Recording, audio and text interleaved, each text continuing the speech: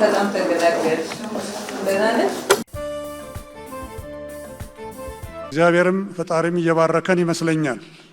ይህንን የምልበት ስብሰባዎች የቅድመ ዝግጅት ላይ በምናደርግበት ጊዜ 3 ሰዎች የጤና እክል ደርሶባቸው ነበር እና 3ቱም በጥሩ ሁኔታ ወጡ። ሌላዋ ደግሞ ከጋምቤላ ድረስ መጥተው እዚህ አዲስ አበባ ላይ ሲሳተፉ ምጥ መጥቶባቸው ዘውዲቱ ሆስፒታል ገብተው ምን የመሰለ ሸጋ ወንድ ልጅ ወልደዋል። እንግዲህ የከተማዋ ከንቲባ የአራስ ጥሪ ይጠበቅቦታል።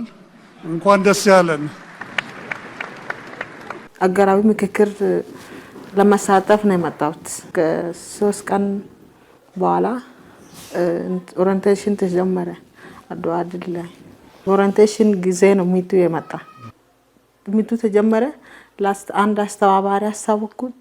ከዛ አምቡላንስ ላይ ገባ። ከዛ ሆስፒታል ሲሄድ በጣም ጥሩ እንክብካቤ ነው ያደረጉልኝ።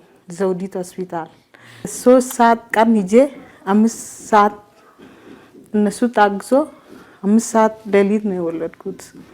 ከዛ በጣም ጥሩ እንክብካቤ እንደዚህ በህይወቴ ላይ እንደዚህ አይነት እንክብካቤ አይቼ አላቅም። ደህና ስለሆንኩ ከሰኞ ጀምሮ ወደ ምክክሩ መለሳለሁ ለመሳተፍ።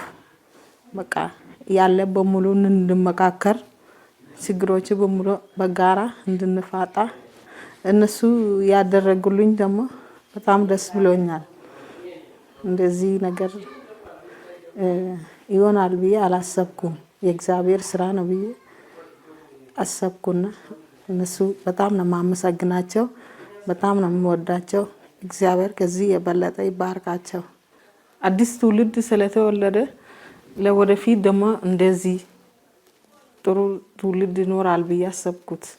ምክክሩ ሲያልቅ ደግሞ አገራችን ኢትዮጵያ በቃ ትልቅ ሆኖ የተከበረ አገር ይሆናል። እኔ ለልጄ ጥሩ ተስፋ ይኖራል ብዬ አሰብኩት። ስሙ ምክክር አልኩት። ምክክር ያለን ችግር በሙሉ ተመካክረን እንዲፈታ ማድረግ